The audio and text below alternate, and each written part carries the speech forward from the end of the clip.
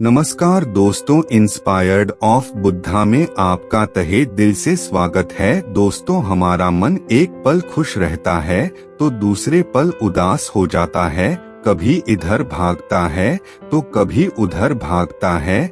इस आशरूपी मन को कैसे अपने वश में किया जाता है, हम इसे एक बुद्ध कहानी के माध्यम से जानेंगे। तो वीडियो को बिना स्किप किए हुए पूरा देखें। यह बहुत ही प्रसिद्ध कहानी है।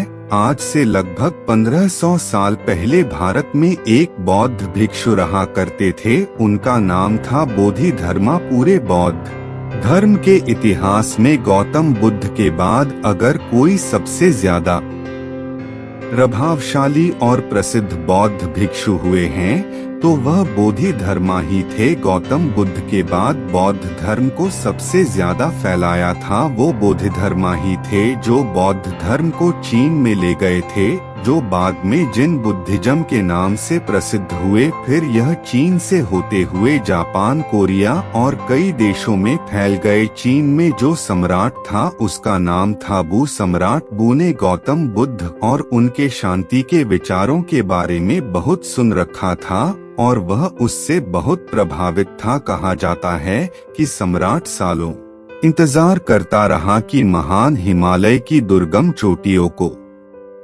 पार करके भारत की ओर से कोई बौद्ध भिक्षु चीन में आ जाए और उसे बौद्ध धर्म के बारे में बताएं। जब बोधिधर्मा चीन पहुँचे तो वह बूढ़ा सम्राट बू उससे मिलने आया। उस समय सम्राट बू मानसिक समस्या से जूझ रहा था। उसने बोधिधर्मा से कहा, मैंने बहुत कोशिश की, हर तरह से प्रयास करके देख लिया, लेकिन मेरे मन में शांति नहीं है।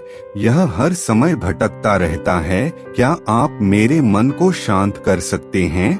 बोधिधर्मा ने कहा, तुम्हारा अशांत मन दो मुझे, मैं उससे अभी शांत करके देता हूँ। सम्राट को कुछ समझ न आया और वह चुपचाप खड़ा रहा। बोधिधर्मा ने कहा, मैं तुम्हारा मन शांत कर दूंगा, लेकिन तुम्हें कल सुबह 4 बजे मेरे पास अकेले आना होगा। और हाँ, याद रहे, अपना आसक्त मन अपने साथ लाना, उसे भूलना मत। सम्राट बू को यह जवाब कुछ अजीब लगा। वह पूरी रात सो ना सका और उसने कहा कि यह कैसा पागल भिक्षु है कि कहता है साथ में मन लेकर आना। भला मन भी कोई सामान है जिसे मैं छोड़कर आ जाऊंगा। उसने कई बार निश्चय किया कि जाने का कोई मतलब नहीं, या इंसान पागल मालूम पड़ता है और उसके पास कोई दूसरा रास्ता भी नहीं था। इसलिए उसने निश्चय किया कि वह एक बार उस भिक्षु के पास जरूर जाएगा। अगली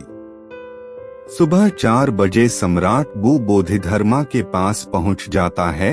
बोधिधर्मा आंखें बंद करके ध्यान में बैठे हुए थे। सम्राट की आने की आहट सुनकर बोधिधर्मा अपनी आंखें खोलते हैं और सम्राट से कहते हैं कि तुम आ गए। लो, कहाँ है तुम्हारा अशांत मन? मुझे दे दो, मैं उसे अभी शांत करके दे दूंगा। सम्राट बू ने कहा, यह आप कैसी बातें कर रहे हैं?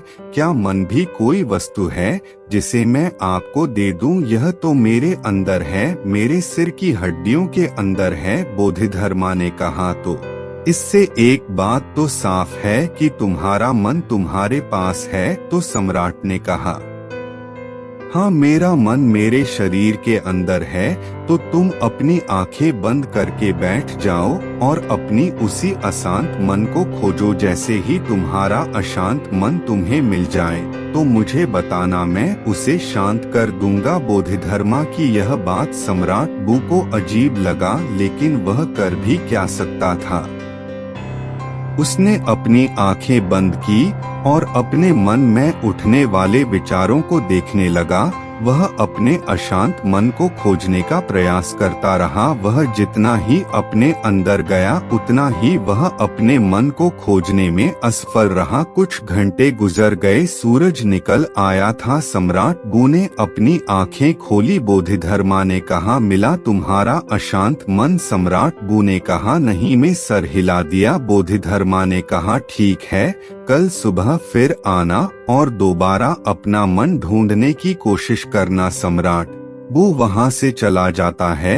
अगली सुबह 4 बजे सम्राट बु बोधिधर्मा के पास आता है। बौद्ध धर्मा दोबारा सम्राट बु को आंखें बंद करके अपने अंदर अशांत मन को खोजने का कोशिश करने लगता है। वह जितना ही अपने मन और विचारों को खोज रहा था वह उतना ही दूर होता चला जा रहा था। हाँ, सम्राट को बैठे बैठे दोपहर हो गई। अब उसने अपनी आंखें खोली तो बोधिधर्मा ने पूछा, मिला तुम्हारा अशांत मन? सम्राट ने फिर से नहीं में सिर हिला दिया। अगले दिन सुबह 4 बजे फिर सम्राट बोधिधर्मा के पास आए और बैठकर अपने अशांत मन को खोजने की कोशिश करने लगे। आज सम्राट को बैठे बैठे शाम हो जाती है। जाते जाते बोधिधर्मा ने फिर से पूछा, मिला तुम्हें तुम्हारा अशांत मन? सम्राट बु ने फिर से नहीं में सिर हिला दिया। बोधिधर्मा ने कहा, कल सुबह फिर आना। और आज सम्राट बु सुबह 3 बजे ही आ जाते हैं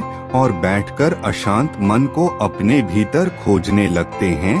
पूरा दिन गुजर जाता है, पूरी रात गुजर जाती है, लेकिन सम्राट बु आंखें बंद किया अपने अशांत मन को खोजना नहीं बंद करते हैं। बोधिधर्मा भी सम्राट के पास बैठ जाते हैं। सम्राट बु जितना अपने में उतरता गया वह उतना ही अपने आप को समझता गया। वह समझ गया था कि अंदर मन जैसा कुछ भी नहीं है, यह केवल विचारों का एक समूह है। अगर विचार है तो मन है, अगर विचार नहीं तो मन नहीं। अंदर मन जैसा कुछ है ही नहीं, तो इसके साथ कुछ किया भी नहीं जा सकता जिसे हम मन कहते हैं। यह तो वे विचार है जिसे हमारी अचेतन अवस्था में हमारे भीतर उठते रहते हैं। अगर हम हमारी चेतना में आ जाएं तो जागरूक होकर जीने लगे तो यहाँ विचार जैसा कुछ नहीं रह जाता। तो जब विचार नहीं तो मन भी नहीं। अब वह समझ चुका था कि बोधिधर्मा उसे बार बार यह क्यों कह रहे थे कि अपना मन मुझे दे दो, क्योंकि वह जानते थे कि मन जैसा कुछ नहीं होता। सम्राट बु ने अपनी आंखें खोली। बोधिधर्मा ने कहा, मिला तुम्हारा अशांत मन? सम्राट बु ने कहा, अशांत मन तो नहीं मिला, लेकिन वह शांति मिल गई जिसकी मुझे तलाश थी। मैं जब तक मन की तलाश नहीं की थी तब तक मैं बहुत अशांत रहता था, लेकिन जब तलाश की तो पाया कि मन जैसा कुछ भी नहीं होता। तो बोधिधर्मा ने कहा, जब भी तुम्हें अशांति महसूस हो तब आंखें बंद करके बैठ जाओ और अपने अंदर देखो कि यह अशांति कहाँ है। तो तुम्हें तुम्हारे अंदर कोई अशांति सी नहीं मिलेगी, लेकिन हाँ, जब तुम खोजोगे तब तुम्हें तुम्हारे अंदर एक ऐसा इंसान जरूर मिलेगा जो बहुत शांति चित्त और स्थिर है। जैसे कि सम्राट बु ने महसूस कर लिया था कि मन कुछ और नहीं हमारे विचार है। मन है, अपने विचारों को नियंत्रित करके अपने मन को भी नियंत्रित रखा जा सकता है। अगर हम अपने जीवन में देखें तो हमारे चारों तरफ ऐसे लाखों लोग हैं जो मानसिक अशांति से परेशान हैं और वह इस मानसिक बीमारी से बाहर आना चाहते हैं, लेकिन उन्हें पता नहीं कि इससे बाहर कैसे आया जाए। और अगर कुछ लोग इससे बाहर आने का प्रयास करें तो कुछ शुरुआती असफलताओं के बाद वह हार मान जाते हैं और फिर यह मानसिक अशांति मरते दम तक उनके साथ रहती है। कई बार कुछ मानसिक विचार शारीरिक दर्द से कई गुना दर्दनाक होते हैं और यह मनुष्य का जीवन बहुत ही मुश्किल बना देते हैं। लोग इस मानसिक अशांति से गुजरते हैं क्योंकि वह कभी भी अपने अशांत मन को खोजने का प्रयास नहीं करते।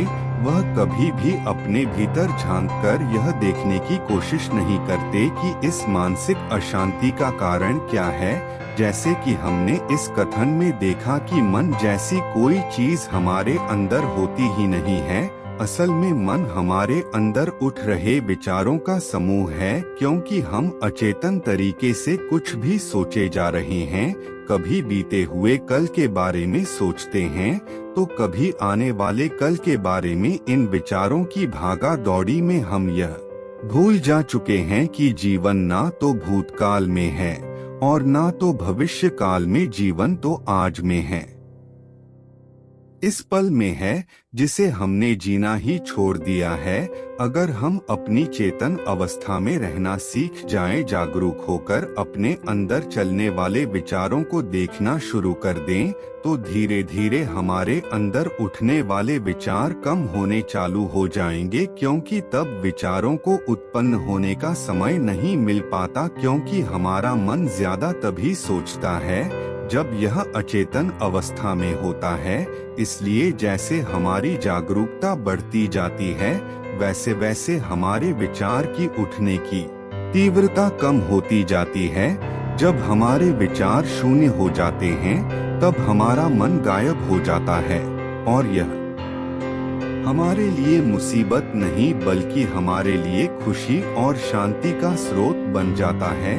इसलिए जब भी आप अपने लाइफ में दुख अशांति को महसूस करें, तो चुपचाप आंखें बंद करके बैठ जाएं और अपने अंदर उठने वाले विचारों को देखना शुरू कर दें। इस उठते हुए विचारों को रोकने की कोशिश ना करें, बस इन्हें आने और जाने दें और ना ही इन विचारों में उलझे। आप इन्हें बस ऐसी ही देखें जैसे आप किसी रोड के किनारे खड़े होकर आती जाती गाड़ी को देखते हैं। गाड़ियां आती हैं और जाती हैं, ऐसे ही विचार आएंगे और जाएंगे। आपको इसे बस देखते रहना है। समय के साथ यह विचार आने बंद हो जाएंगे और अंत में आप अपने आप को एक ऐसे इंसान के रूप में पाओगे जो अंदर से एकदम स्थिर और शांत है। ऐसे ही ज्ञानवर्धक कहानियां देखने के लिए हमारे चैनल को सब्सक्राइब करके वीडियो को लाइक कर दीजिए। मिलते हैं आपको एक अगली वीडियो में। धन्यवाद। जय हिंद। नमो बुद्धाय।